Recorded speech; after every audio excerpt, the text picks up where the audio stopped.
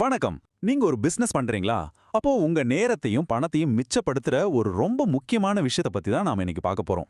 அதுதான் GST return தாக்கல் செய்யறதுக்கான கடைசி தேதிகள். இந்த தேதிகளை நாம சரியா ஃபாலோ பண்ணலன்னா என்ன ஆகும்? எப்படி இந்த டென்ஷன் இல்லாம இருக்கலாம்னு ரொம்ப சிம்பிளா புரிஞ்சுக்கலாம் வாங்க. இப்போ உங்களுக்கு ஒரு நேரடி கேள்வி. உங்க பிசினஸ்க்கான ஜிஎஸ்டி ரிட்டர்ன் தாக்கல் செய்ய வேண்டிய கடைசி நாள் என்னன்னு உங்களுக்கு 100% உறுதியா தெரியுமா?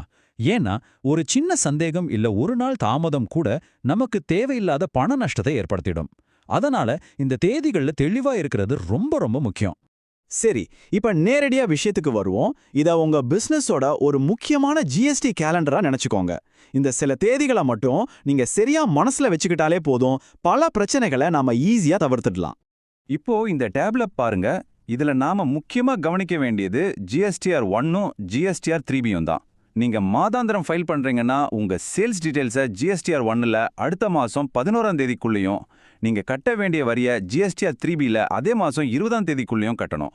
ஒருவேளை நீங்க QRMP ஸ்கீம்ல, அதாவது காலாண்டுக்கு ஒரு முறை ஃபைல் பண்றவரா இருந்தா தேதிகள் கொஞ்சம் மாறும். அதை நீங்க நோட் பண்ணிக்கோங்க.